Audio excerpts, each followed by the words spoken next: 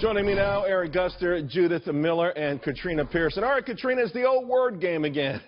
not marked classified, but that's not necessarily the question here, right? They were top secret, and in some cases, even more than top secret. Oh, absolutely. This is classic Clinton. I did not send classified emails. This is absurd, and you see the camp going all around the news organizations today. Like we just heard Mrs. Clinton saying, oh, that's not true. They didn't find anything. This didn't happen. We're going to let it play out. But guess what?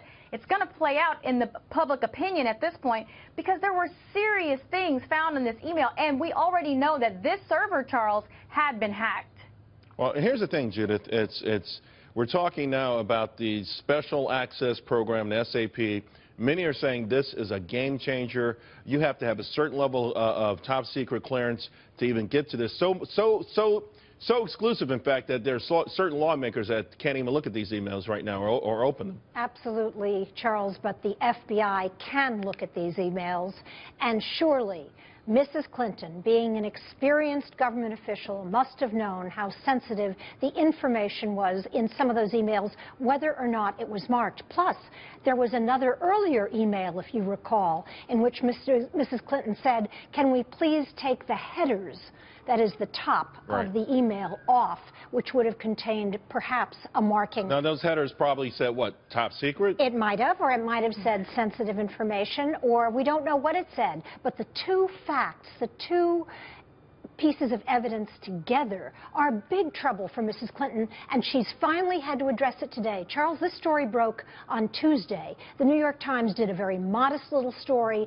portraying it as a catfight between the Inspector General of the intelligence community and the Clinton campaign. It's much more than that. This is serious, and she has to explain it. Eric Guster, you're kind of smirking, but doesn't it feel like the noose is starting to tighten on Hillary? Not at all. This is much ado about nothing. With emails and other technologies, emerging litigation, and I don't believe that she will be indicted on this. I know that everyone on our station has said that she would. I do not see it because this was not intentional. Now, she may get in trouble for the cover-up if there was actually a cover-up, but for what she did... Well, she's denied it from the very beginning, so there would be some form of a cover-up. But Judge Napolitano said in this particular case, considering the job that she had, she would be in trouble because of neglect. So, you know, ignorance of the law.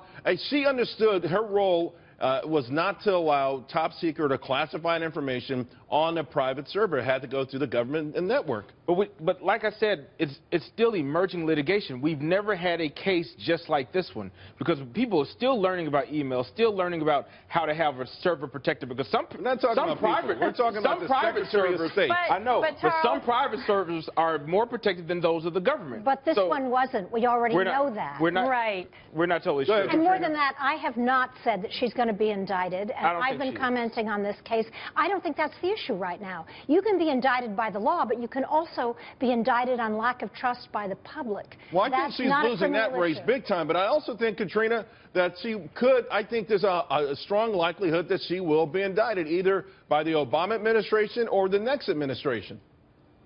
Well, look, we can't forget that this all started because of the Obama administration with Valerie Jarrett leaking the drip at the beginning of this thing.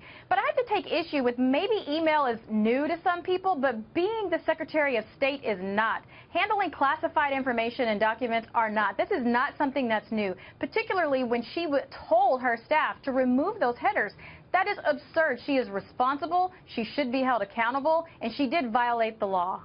How is she going to get around that, Eric? I mean, if you tell someone on your staff to, hey, you know what, fax this over to me, just remove the top. I mean, get out of here. It's nuts. And that's why I said the cover-up is sometimes worse than the offense or the crime. That's what's going to get her in trouble if she ever gets in trouble for this. Because if you try to cover something up, it makes you look and appear that you're trying to be co-conspirators in some type of shady deal. What do you make of the fact, though, that there are hundreds of FBI agents on this case, that the Obama administration has been pushing it, Valerie Jarrett has been pushing it? It really feels that if they've slowed it down, that's one thing, but they're letting it move ahead, whether the pace is the right pace or not. They have to make sure that they investigate it properly, even if they do not indict her, even if they don't charge her. They have to make sure that they have looked at it, they vetted it to see whether or not charges are relevant in this case, and I simply don't see them.